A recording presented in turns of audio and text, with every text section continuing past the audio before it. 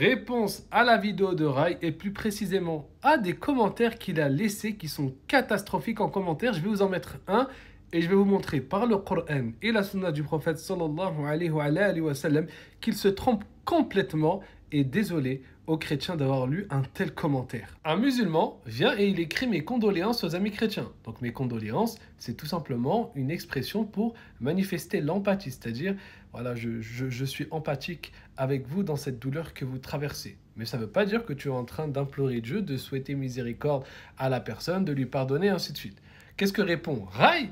Aucune amitié avec les adeptes du kufr, ceux qui prennent des associés à Allah et traitent le dernier des messagers de menteurs, qu'Allah guide les plus sincères parmi eux et donne aux autres le châtiment qu'ils méritent. Donc, vous avez compris? Maintenant, on va prendre les versets du Coran qui parlent de ces sujets-là et on va regarder leur contexte et les subtilités. Regardez bien. Premier verset. Ô vous qui avez cru, la tattakhidhul yahoud, ne prenez pas les juifs et les chrétiens en tant qu'alliés. Ba'duhum awliya ou ba'd. Ils sont alliés entre eux.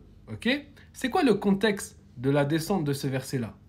C'est un contexte bien précis. Ce n'est pas les chrétiens et les juifs de manière générale, mais ce sont ceux qui ont manifesté l'animosité envers les musulmans. Regardez bien, le contexte, il est ici.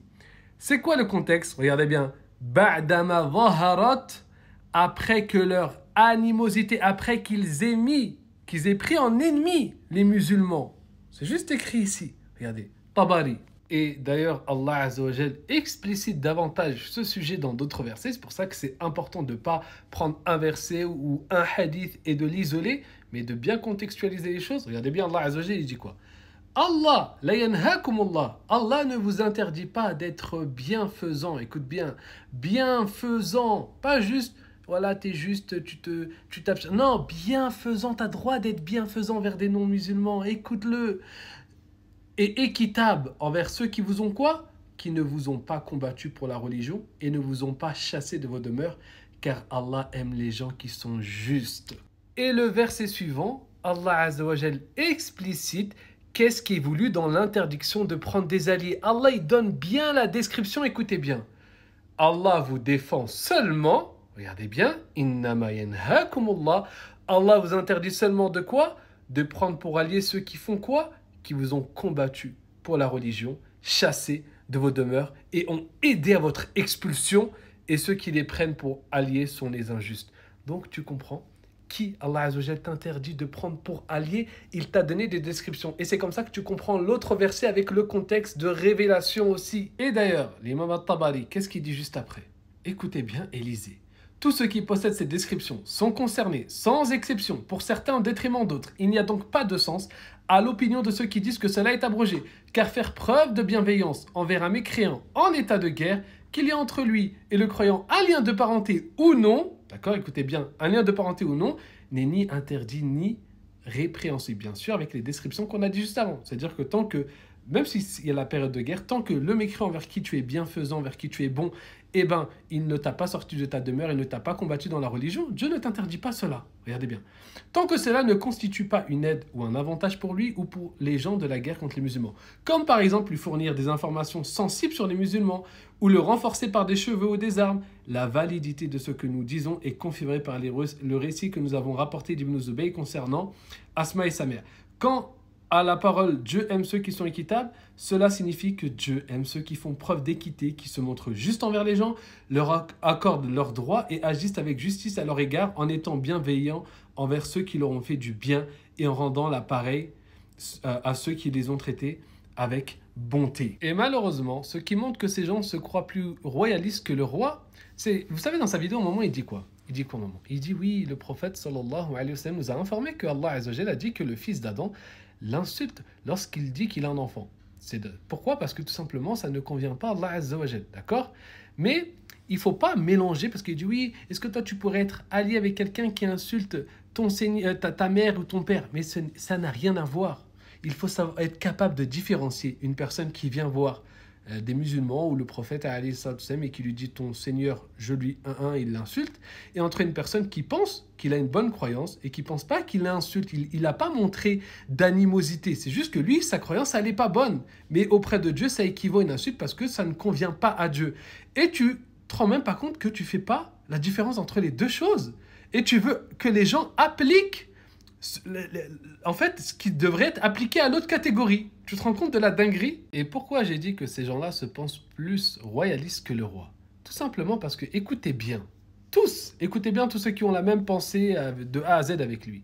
An-Nabi sallallahu alayhi wa sallam, il avait des oncles. Parmi ses oncles, il y a Abu Talib.